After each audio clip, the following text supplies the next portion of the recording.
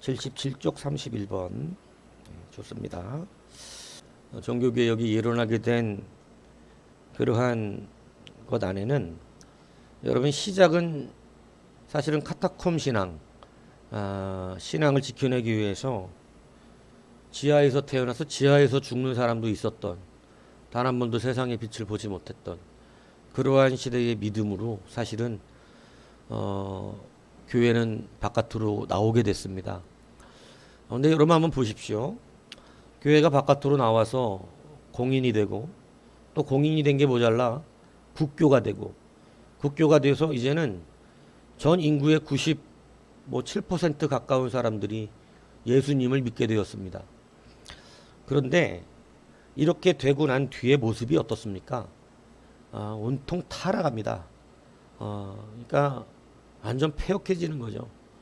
그래서 이제는 기독교는 타락의 온상이었고, 어떤 말씀을 잘못 인용하는 그러한 일들이 빈번하게 일어났습니다. 오늘 제가 이 본문을 읽은 이유는 나는 그리스도가 아니라, 여러분 이거 굉장히 중요한 고백 아닙니까? 여러분 우리가 타락하는, 우리가 절대 나는 그리스도라고 말 안 할 것 같지만 사실은 그렇지 않아요. 여러분 사람은 다 자기 편이지, 자기 편입니다. 다 자기 편이고 팔은 안으로 굽는다 그러잖아요. 제가 그러잖아요. 판 안으로 굽는 거 어떻게 할 수 없어요. 근데 공정하게 필 줄은 알아야 돼요. 극자 극우 이 굉장히 좋지 않은 거거든요. 여러분 극자든 극우든 공평하게 볼 줄 알아야죠. 여러분 신앙도요, 하나님 말씀 옳다 여기면 하나님 말씀대로 살아야 합니다. 여러분 그거 꼬아 살다 보니까 어떻게 된 거냐면 이 카톨릭 타락이 일어난 거예요. 오늘 그래서 나는 그리스도가 아닙니다. 카톨릭의 타락은 이제 확실하게 무너져서 어떻게 무너졌냐면, 교황을 마치 그리스도처럼, 교황을 그리스도라 이렇게 말했다는 거예요. 이 카톨릭의 타락 때문에 종교개혁이 일어난 것이고, 종교개혁이 긍정도 있지만 사실 부정적인 요소도 없었던 게 아니에요. 왜냐하면 항상 과도기에는 부정적인 게 함께 일어나게 돼 있어요. 과도기에는. 그러니까 과도기적 역사적 평가는 과도기적으로 해야 됩니다.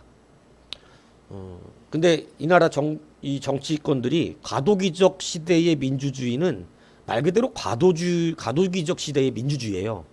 그거는 과도기이기 때문에 민주주의가 온전하지 못하고 막 짬뽕이 돼 있고 섞여져 있을 수밖에 없어요. 근데 과도기적 민주주의를 과도기적인 저기로 판단하지 않고 현대 온전한 민주주의로 판단을 하면 문제가 많죠, 당연히. 그렇게 하면 그거 속이는 거예요. 그거는 무슨 얘기인지 아시죠? 그러니까 과도기적인 건 과도기적인 거예요. 그건 어쩔 수가 없는 거다 이 얘기입니다. 자, 그래서 종교개혁의 과도기적 그를 부르면서 또 그 부정적인 부분도 있었다. 그러니까 이것도 인정을 해야 된다는 거, 우리가. 종교개혁을 100% 옳다, 다 맞다, 다 진리다 이렇게 말할 수도 없다 이거예요. 왜냐하면 이게 항상 반동이라는 게 있어요. 반동이라는 건 뭐냐면, 여기가 수평인데 너무 밑에 있는 걸 튀기면 수평보다 어떻게 돼요? 위로도 올라가는 거예요. 이게 반동이에요. 그러니까 수평을 못 지키고 위로까지 올라가는 거죠. 밑에 있다가 위로까지. 그러니까 이런 것도 있다 이 얘기하는 거예요. 그러니까 종교개혁의 반동도 부정적인 부분이 없지는 않습니다.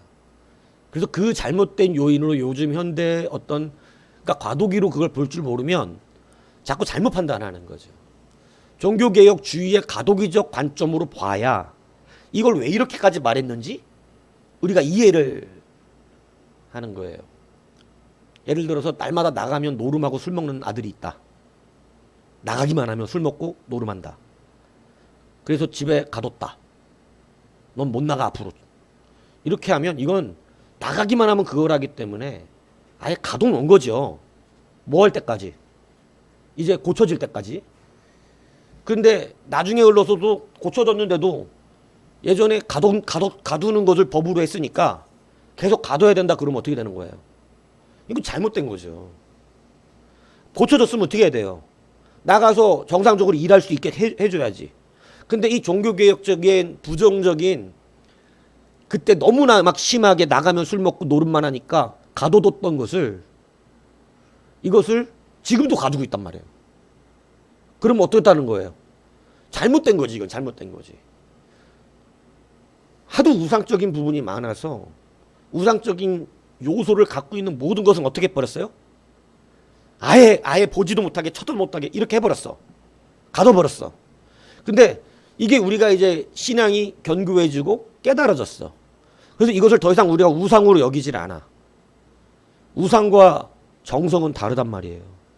율법과 정성은 달라요. 무슨 얘기인지 이해가세요? 성경책 차에다 두고 다니면 사고 안 나요? 그렇게 생각하는 건 우상. 근데 이게 하나님의 말씀이라 너무 소중해서 항상 내 옆구리에 소중하게 끼고 절대 비지도 않고, 저는 성경책에 물건도 안 올려요. 성경책 있으면 위에다가 뭐 한불 안 올려놔요. 하다못해 찬송가 위에도 한불 아무것도 안 올려요. 우상입니까? 우상적인 거예요? 아니에요. 하나님 말씀 너무 귀하다 보니까 이렇게 종이로 써져 있는 성경책마저 너무 귀한 거야. 이건 정성. 이해 가시죠? 이거는 구분할 줄 알아야지. 예. 이해 가십니까? 근데 이게 종교개혁 그냥 그대로 여러분들이 안 걸르고 보면 지금도 아주 극단적인 종교개혁 입장에 있는 사람들은 예전에 가둔 걸 지금도 가둬야 되는 거예요. 성령의 역사가 있습니다, 지금도. 그런데 하도 성령의 역사를 가지고 마귀짓을 한 인간들이 너무 많았어. 성령의 역사를 갖고 교만해져 갖고 아예 하나님의 말씀의 질서 안에 들어오지 않는 사람들이 많았던 그런 신비주의적 시대가 있어. 그러니까 아예 뭘 못하게 했을까요? 성령 은사 사역을 못하게 하는 거예요. 배워서 균형을 잡고 이제 분별할 수 있을 때까지. 이게 분별이 되고 이제 균형이 잡히면 질서 안에 들어올 수 있는 실력이 생겼으면 이제는 성령의 은사는 역사돼야 됩니다. 그런데 하도 망나니 짓을 하다 보니까 가뒀어. 못하게 했어. 이제 아예. 근데 그걸 지금도 못하게 하면 돼요, 안 돼요? 이게 안 된다 이 얘기를 하는 거야. 무슨 얘기인지 이해 가시죠? 그래서 반동의 그 과도기적 종교개혁 시대에 이루어졌던 그런 어떤 반동적 부분들을 균형감 있게 볼 수 있어야 되는데 그때 안 된다 그런 걸 무조건 안 된다고 하는, 지금도 안 된다는 이런 것은 과도기적 시선이 없는 거예요. 이해 가십니까? 그죠? 예. 자, 그러한 관점에서 우리가 이 종교개혁도 좀 볼 수 있어야 된다. 이것을 말씀드립니다. 그래서 부정적인 부분이 없는 것은 아니에요. 이 균형이 항상 없으면 맹목적이 돼버리는 거예요. 맹목적인 신앙은 믿음이 없는 사람보다 훨씬 어렵습니다. 다루기가. 왜냐하면 자기 말밖에 몰라요. 그리고 자기가 생각하는 게 믿음인 줄 알아요. 그래갖고 그걸로 목숨 걸어버립니다. 그러니까 참 안타까운 일이 벌어지는 거예요. 제가 말씀드리지만 예전에도 그랬죠. 어느 권사님이 자기의 두 여자 손주 40일 강제 금식시켰습니다. 여러분 금식이 강제로 한다고 되는 거 아니죠? 근데 강제 금식시키고 나서 애들이 탈진이 됐어요.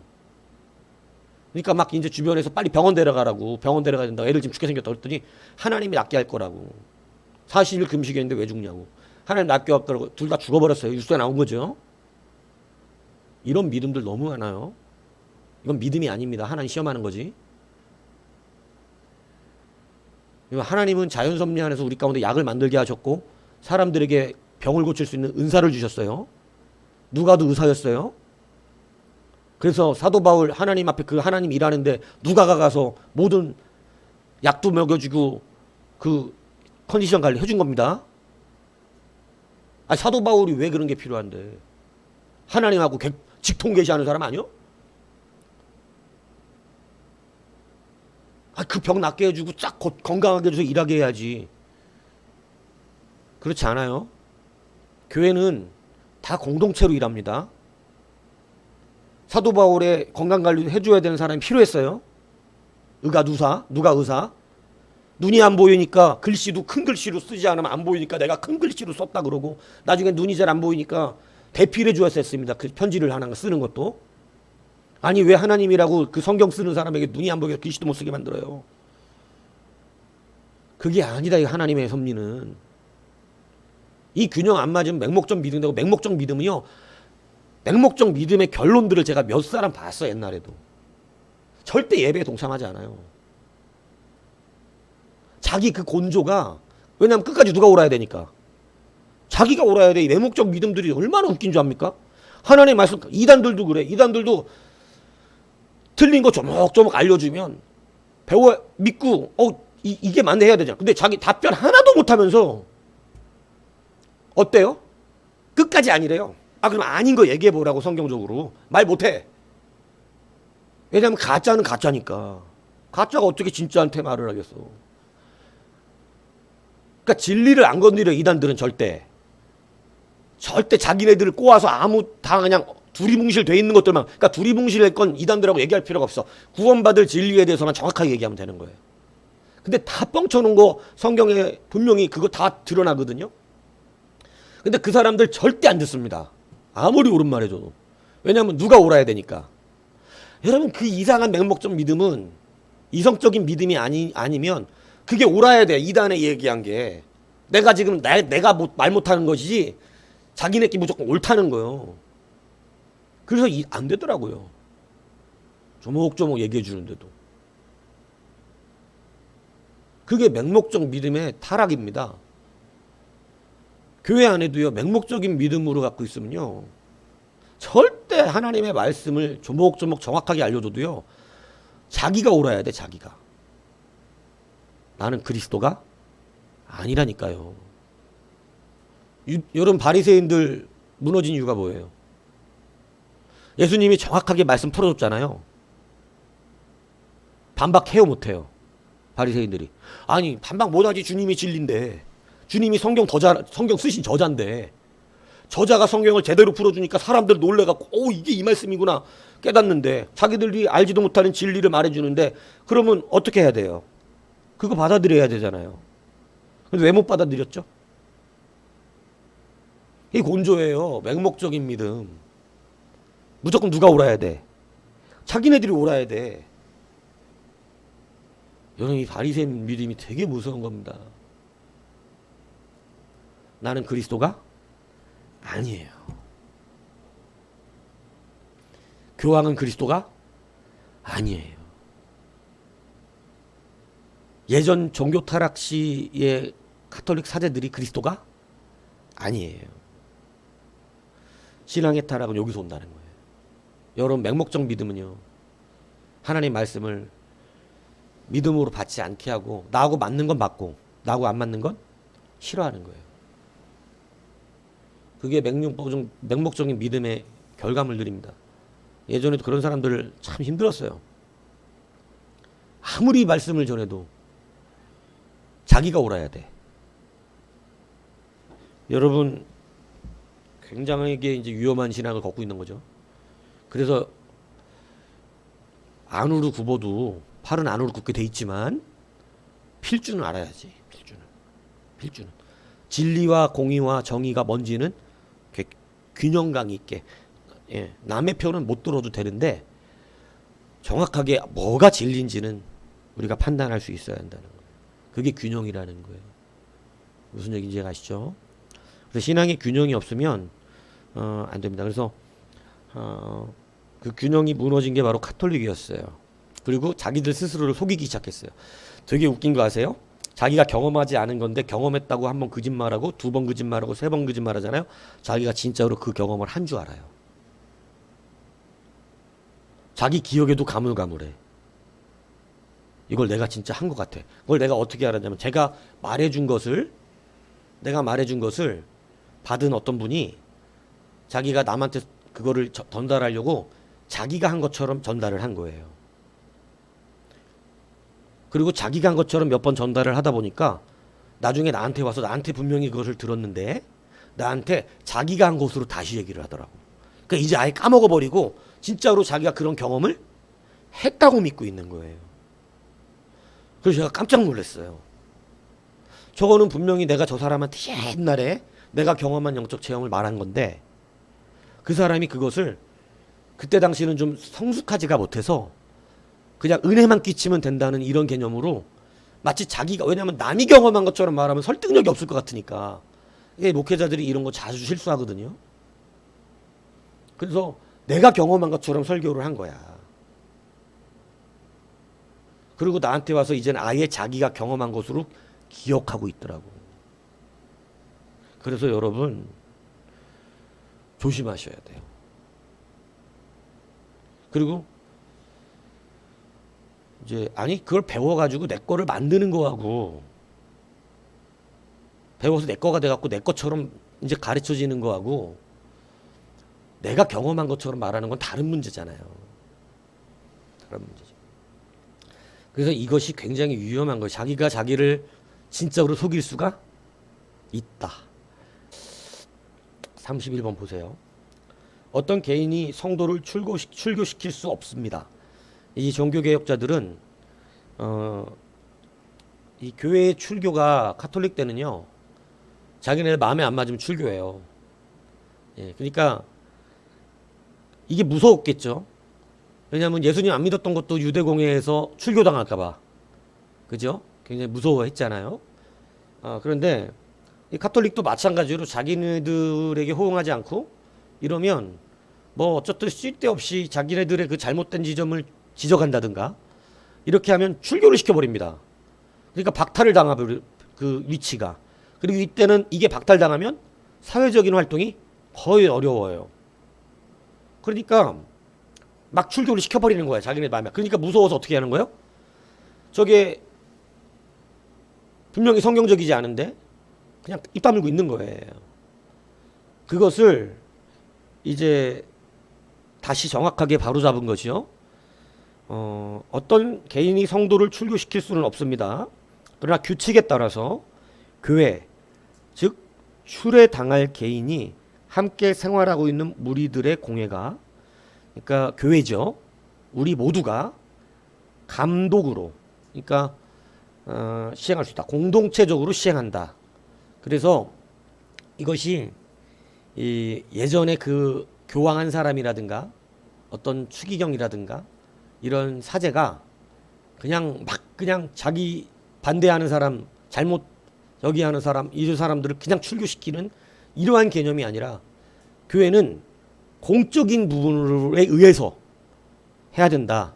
이렇게 말하고 있는 거예요. 그러니까 이거의 의도는 옛날 사제들이 자기네들의 잘못된 것을 가리기 위해서 막 출교시켰던 이런 것을 방지하기 위한 의도였었어요. 예, 무슨 얘기인지 이해 가시죠? 예. 자, 그러니까 이것도 그런 부분들이 있기 때문에 막 함부로 그냥 개인의 어떤 교회 지도자라고 막 출교시킬 수 있는 것이 아니다. 이게 이렇게 결정을 만들어낸 것입니다. 자, 그래서 출교 당해야 하는 경우는 공적인 추문. 쉽게 얘기하면 교회에 폐를 끼친 거죠. 그죠? 예배와 어떤 교회가 흘러가는 이러한 부분들에 문제가 되어지게 한 사람들. 그죠? 근데 어떤 개인적인 범죄들도 있잖아요. 그죠? 자기가 개인적으로 실수하고 무너지는 것들. 근데 이런 개인적으로 실수하고 무너지는 것은 출교의 대상으로 삼지 않고 그들은 회개의 기회를 주고 관리 감독을 하는 거죠, 교회가. 그래서 다시 한번 주님 앞에 바로 설 수 있도록 하지만 교회에 공적으로 하는 사람들은 출교를 시킬 수 있다라고 하는 거예요. 그래서 공적으로 문제가 되는 사람들은 교회가 출교를 시킵니다. 종교개혁 시대에도 그래 왔어요. 진리에 반한다든가 교회를 어지럽게 한다든가 막 이런 일들 많죠. 공동체를 저해하는. 그러니까 공동체성을 종교개혁은 더욱더 어떻게 했어요? 중요하게 지금 여기고 있는 거죠. 예. 자, 아주 별의별 거 다 우리가 지금 이 종교개혁 때 다루는데 소유주 불명의 물품에 대해서 예전에는 그러니까 이게 이제 반동에 대한 부분이 있다는 걸 여러분이 고려해서 들어야 돼요. 예전에는 큰 돈들인데 누가 갑자기 돈을 남겨놓고 죽었어. 엄청난 막 100억을 남겼는데 죽었어. 그러면 이때는 교회 중심적으로 움직이니까 이걸 누가 취해가려고 하겠어요. 소유주 불명. 교회 사제들이 뭐를 좋아해 지금 타락한 이 시대에. 돈이니까 교회에다 집어넣어. 교회다 집어넣으면 누가 가꿀 수 있어요? 다 자기들 거야. 그러니까 이런 일들이 너무 비일비재하다 보니까, 그러니까 교회가 예전 영화 같은 데 보면 탐나는 어떤 남의 개인 소유물을 교회가 그걸 가지기 위해서 마치 아합처럼 그 집에 죄를 들러 쓰입니다. 그래갖고 다 재산을 몰수시켜버리는 이런 일들도 있단 말이에요. 그러니까 그런 일들이 일어나는데, 이럴 때 이러한 물건을 종교개혁자들은 성전, 수도원, 수도승, 사제, 수녀에게 주어지지 말고 가난한 필요한 사람들에게 나눠줘라. 차라리. 그러면 이런 억지스러운, 내게 되지 않으니까 억지스럽게 나쁜 짓을 하지 않겠죠. 그러니까 이렇게 이제 반동적인 부분을 어떻게 한 거냐면 막은 거예요. 예. 그러니까 다 자기들 배부르는 대로 나눠 가져버리니까. 그러니까 예전에는 성도들은 가난하고 누가 부자냐면 다 사제들은 부자야. 성도들은 가난해. 가난한데도 자꾸 돈을 빼먹어. 예. 그러니까 막 가서 막 뭐 이 면죄부 팔아먹고 막 이런 일들을 했었단 말이죠. 그것이 문제였다라고 하는 것이에요. 자, 권위자에 대하여 소위 정신적 재능을 가진 자들, 이게 이제 정신적 스피릿, 영적인 재능이죠. 그러니까 뭐냐면 영적인 가르치는 자들, 목회자들, 어떤 사역자들이죠. 이런 가진 자들이 자신의 영예를 위해서 그리스도를 가르치는 일은 정당화될 수 없다. 그러니까 카톨릭의 지금 타락상을 다 말하고 있는 겁니다. 카톨릭의 타락상들은 성경을 다 뭐로 써먹었어요? 자기들의 권세와 권위를 높이는 일에 써먹은 거예요. 근데 사실은 성경은 예수 그리스도를 가르치는 거거든요. 구원의 사역, 하나님에 대하여 가르치는 거예요. 그래서 뭐 한 번도 말했지만 요즘 설교의 어떤 분위기는, 예전에는 이제 우리가 그리스도가 십자가를 지었기 때문에 그리스도 중심적인 굉장히 메시지가 굉장히 강조가 됐었지만, 지금은 성삼위적 하나님이 강조가 됩니다. 지금의 설교의 흐름은 그래요.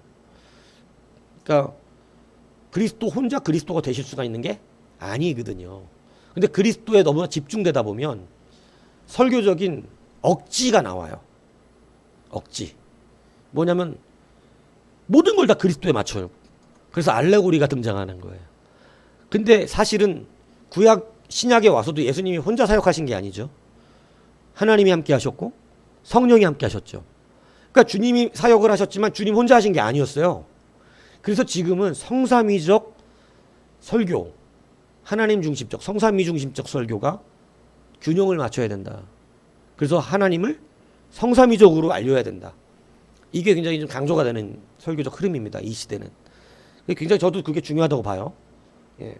그러니까 그러한 것이 중요한 거죠. 그래서 하나님 중심적인, 그러니까 하나님을 잘 가르치는 거예요.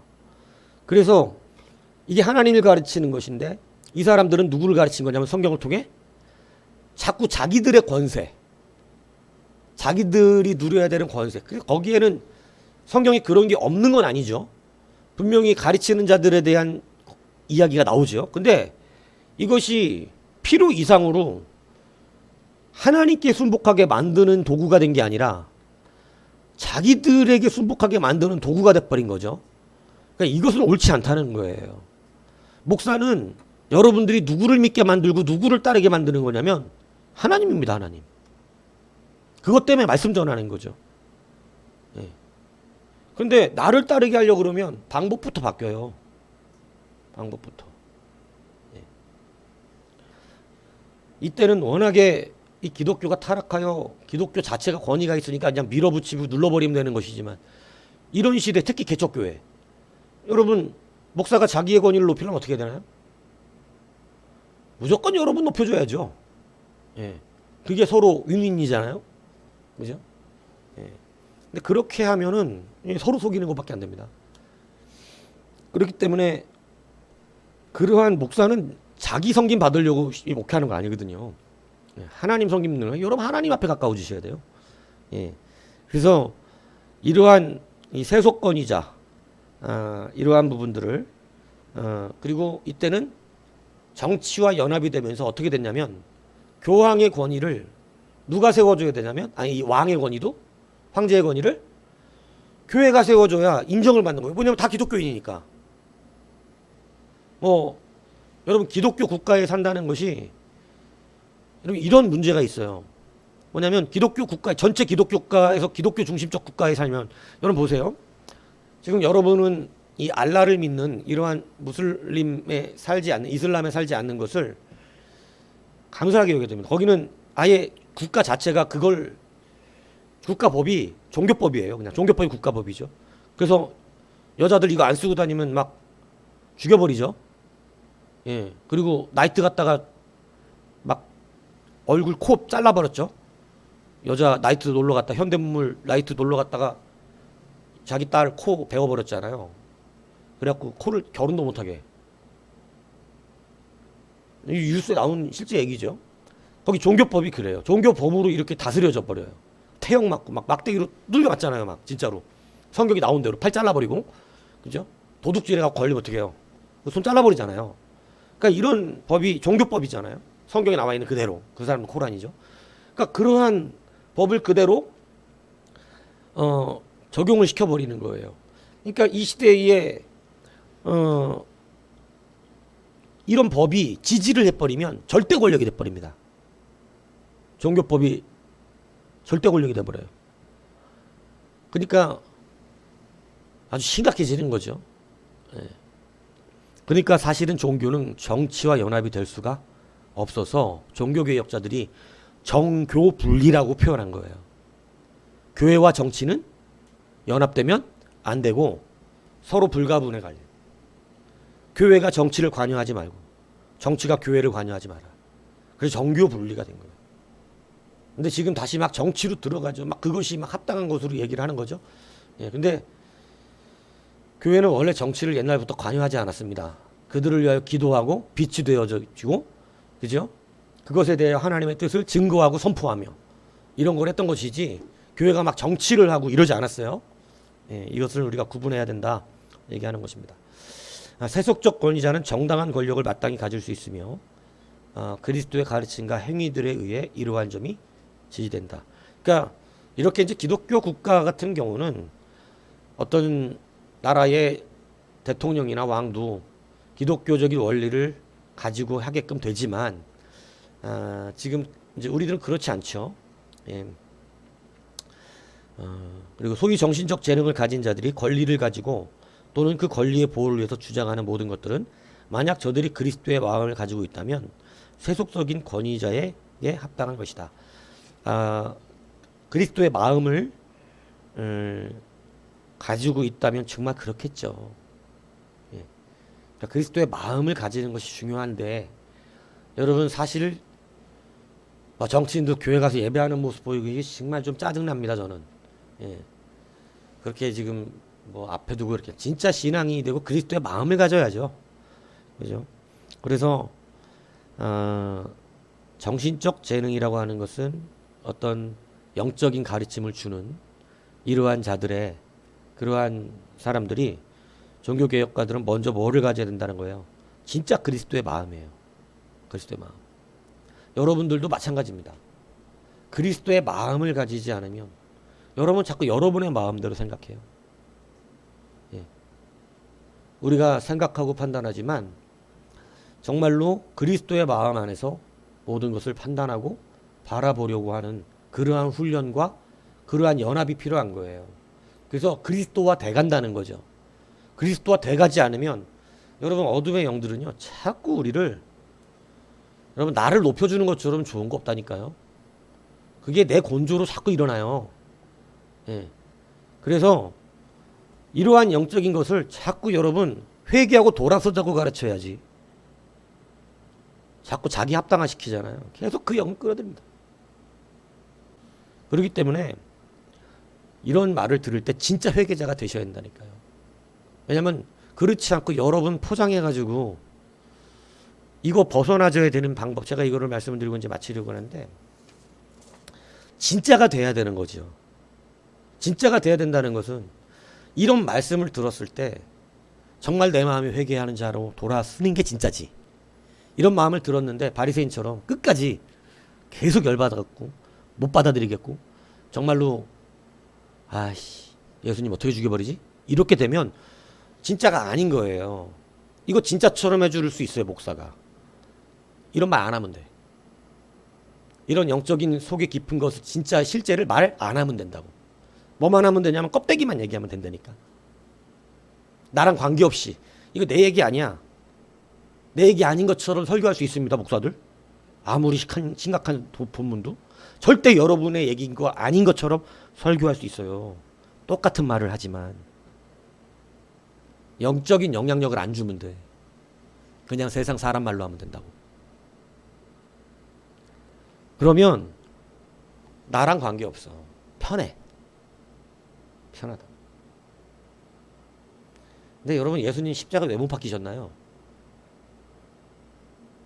왜 수많은 사람들이 선지자를 다 죽였다고 예수님 말씀하시나요?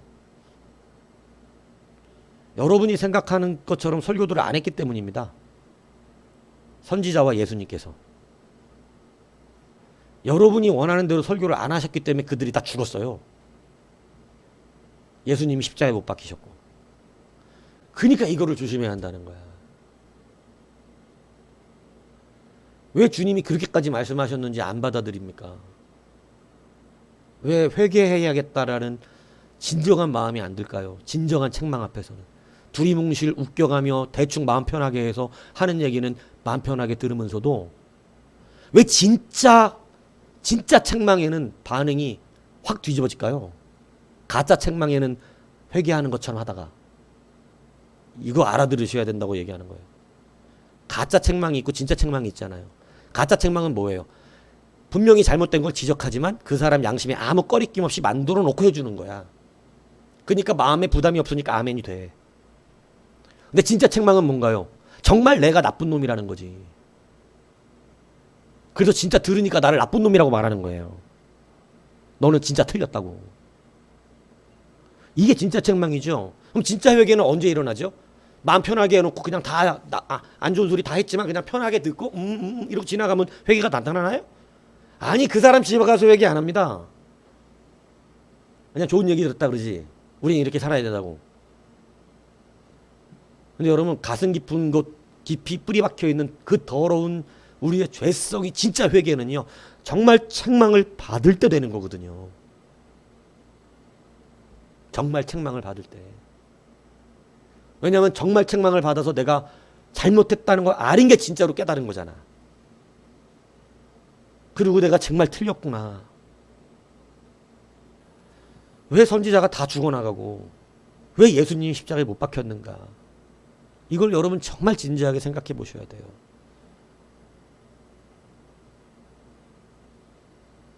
여러분은 누군가? 여러분이 예수님 시대 같으면 예수님 믿었겠는가? 나보고 마귀자식이라고 그러면서 회칠한 무덤이라고 하시는 그 예수님의 말씀을 듣고 받았겠는가? 그래서 여러분 이 부분들을 여러분들이 진짜로 돌아보셔야 돼요. 이렇게 말하는 선지자들이 다 밉지. 미가야는 나한테 좋은 말은 한 번도 하지 않고 나한테 흉한 말만 한다. 아합이자 아합. 요즘 시대가 그렇죠. 완전히.